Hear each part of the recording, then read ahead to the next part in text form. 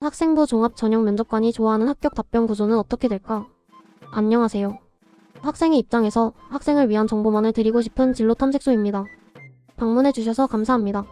이 영상은 학생부 종합 전형 면접에서 합격 답변을 만드는 구조, 바로 면접관이 좋아하는 5단계 공식을 중심으로 정리했습니다. 핵심만 담았으니 마지막까지 꼭 시청해주세요. 영상 내용에는 개인적인 견해가 포함되어 있습니다. 혹시 부족하거나 보완할 부분이 있다면 댓글로 알려주세요.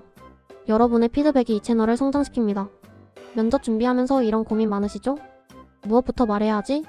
어떻게 말해야 논리적으로 들릴까?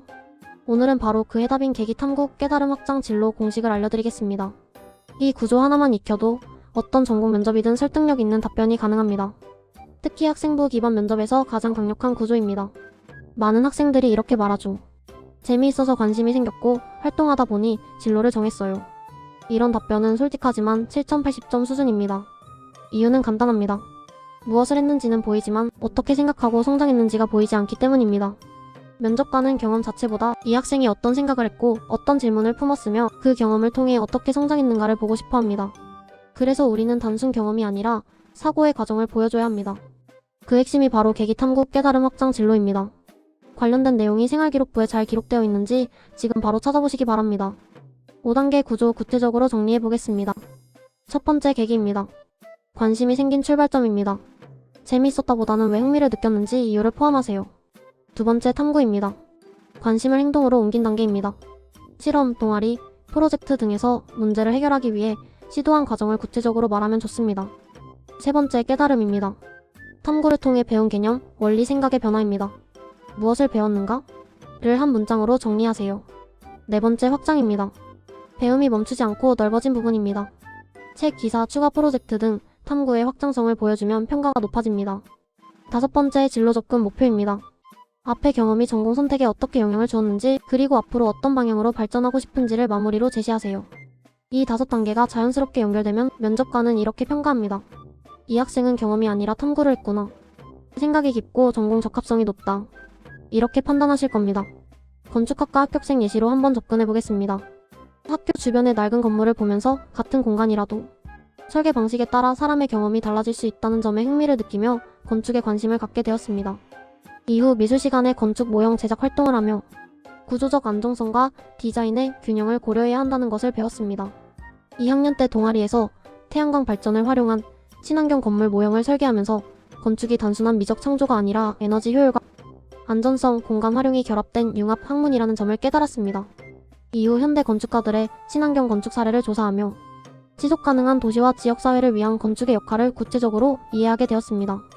이러한 경험을 통해 대학에서는 친환경 설계와 구조 시스템을 연구하고 사람과 환경이 공존하는 건축을 설계하고 싶어 건축학과에 지원하게 되었습니다.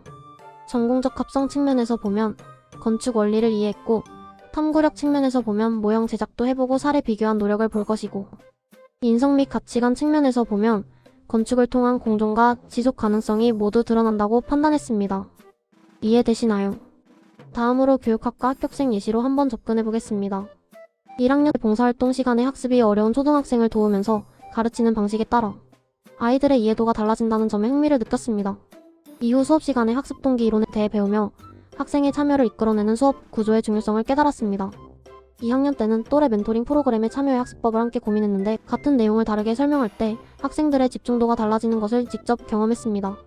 이 과정을 통해 교육은 단순히 지식을 전달하는 것이 아니라 학습자의 사고를 자극하고 성장 과정을 설계하는 학문이라는 것을 알게 되었습니다. 이후 교육철학과 교수학습이론 관련 도서를 읽으며 교육이 사회의 변화를 이끌 수 있다는 점에 확신을 얻었고, 대학에서는 학습자 중심 수업과 교육심리 연구를 깊이 있게 공부하고 싶어 교육학과를 선택하게 되었습니다. 교육철학적 관점, 학습이론의 실천적 이해, 사회적 의미 인식까지 포함되어 면접관이 이 학생은 교육을 직업이 아니라 연구로 이해하는구나라고 평가했을 거라 예측해봅니다. 이해되셨나요? 마지막으로 정리해보겠습니다. 면접에서 이 5가지 질문에 스스로 답할 수 있다면 이미 합격권 답변입니다. 왜 관심을 가졌는가? 무엇을 어떻게 탐구했는가? 그 과정에서 무엇을 깨달았는가? 이후 더 확장해본 경험이 있는가? 진로와 어떻게 연결되는가? 기억하세요. 면접에서는 경험이 아니라 생각을 보여주는 사람이 높은 점수를 받습니다. 개탐계 확진. 이 5글자만 떠올리면 면접의 질이 완전히 달라집니다. 이 영상이 도움이 되셨다면 좋아요와 구독 부탁드립니다. 진로 탐색소는 앞으로도 여러분의 성장에 함께하겠습니다. 감사합니다.